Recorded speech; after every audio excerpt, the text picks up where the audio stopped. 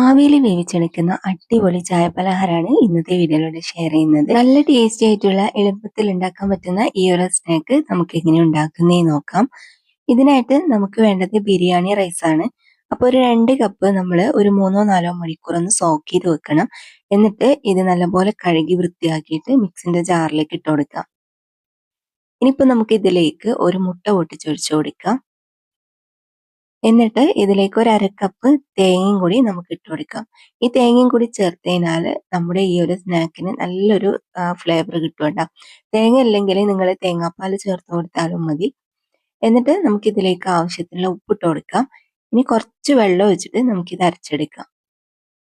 ഒരുപാട് തിക്കാവണ്ട, കുറച്ച് ലൂസായിട്ടുള്ള ബാറ്റർ മതി കേട്ടോ. അപ്പൊ ഇതാ ഞാനിത് അരച്ചെടുത്തിട്ടുണ്ട്. അപ്പൊ അത് നമുക്കൊരു സൈഡിലേക്ക് മാറ്റി വെക്കാം. ഇനി നമുക്ക് ഇതിന് വേണ്ടിയിട്ടുള്ള ഫില്ലിങ് റെഡിയാക്കാം. അപ്പൊ അതിനായിട്ട് ഒരു പാത്രത്തിലേക്ക് കുറച്ച് ഓയിൽ ഒഴിച്ച് ചൂടാക്കിയിട്ട് നമുക്ക് ഇതിലേക്ക് ഉള്ളി ഇട്ട് കൊടുക്കാം.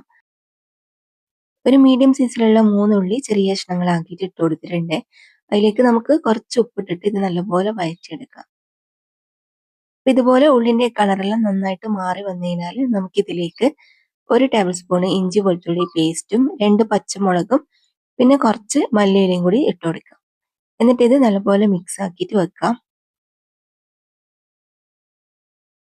ഇനി ഇതിലേക്ക് നമുക്ക് പൊടികൾ ചേർത്ത് കൊടുക്കാം. പൊടികളായിട്ട് 1/4 ടീസ്പൂണ് മസാലപ്പൊടിയും 1/2 ടീസ്പൂണ് കുരുമുളക് പൊടിയും പിന്നെ 1 ടീസ്പൂണ് മുളക് പൊടിയും 1/2 ടീസ്പൂണ് മല്ലിപ്പൊടിയും കുറച്ച് മഞ്ഞൾപ്പൊടിയും കൂടി ഇട്ട് കൊടുത്തിട്ടുണ്ട്.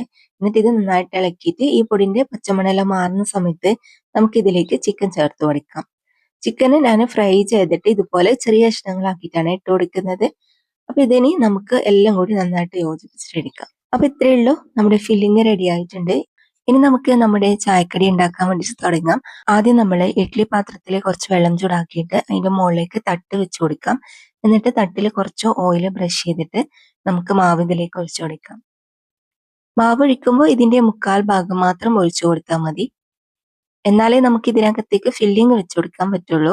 ഫില്ലിങ് വെക്കുമ്പോൾ ഇതിന്റെ നടുക്കായിട്ട് ഇങ്ങനെ വെച്ച് കൊടുക്കണേ.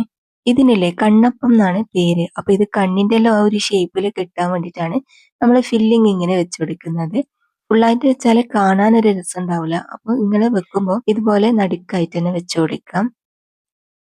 മലബാർ സൈഡിലെ നോമ്പിനെല്ലാം ഉണ്ടാക്കുന്ന ഒരു ഫേമസ് ആയിട്ടുള്ള ഒരു ചായക്കടിയാണിത്. അപ്പൊ നിങ്ങളുടെ നാട്ടിൽ ഇതിന് പേരെന്താന്നുള്ളത് താഴെ കമന്റ് ചെയ്യണേ. അപ്പൊ ഒരു തട്ട് ഫുള്ളായിട്ട് ഞാൻ വെച്ച് കൊടുത്തിട്ടുണ്ട്. ഇനി ഇതിന്റെ മുകളിലേക്ക് രണ്ടാമത്തെ തട്ട് വെച്ചിട്ട് ബാക്കിയുള്ള മാവ് ഒഴിച്ചു കൊടുക്കാം. എന്നിട്ട് നമ്മൾ നേരത്തെ ചെയ്ത പോലെ തന്നെ നമുക്ക് ഇതിലേക്ക് ഫില്ലിങ് വെച്ച് കൊടുക്കാം. ഇനി ഇത് മൂടി വെച്ചിട്ട് ഒരു 15 മിനിറ്റ് നമുക്ക് കുക്ക് ചെയ്തെടുക്കാം. 15 മിനിറ്റ് കഴിയുമ്പോഴത്തേക്കും തന്നെ ഇത് അടിപൊളിയായിട്ട് കുക്കായിട്ട് വരും. അപ്പൊ ഇതാ നമ്മുടെ സ്നാക്ക് എല്ലാം റെഡി ആയിട്ടുണ്ട്. അധികം ഓയിലൊന്നും വേണ്ടാത്ത അടിപൊളി ടേസ്റ്റി ആയിട്ടുള്ള ഒരു സ്നാക്കാണിത്. അപ്പൊ ഇതുവരെ ഇങ്ങനെ ഉണ്ടാക്കി നോക്കിയിട്ടില്ലെങ്കിൽ ട്രൈ ആക്കിയിട്ട് ഫീഡ്ബാക്ക് അറിയിക്കാം. ഇന്നത്തെ ഈ ഒരു റെസിപ്പി നിങ്ങൾക്ക് എല്ലാവർക്കും ഇഷ്ടമായിട്ടുണ്ടാവും എന്ന് വിചാരിക്കുന്നു. വീഡിയോ ഇഷ്ടമായാൽ മറക്കാതെ ലൈക്കും ഷെയറും കമന്റും ചെയ്യണേ.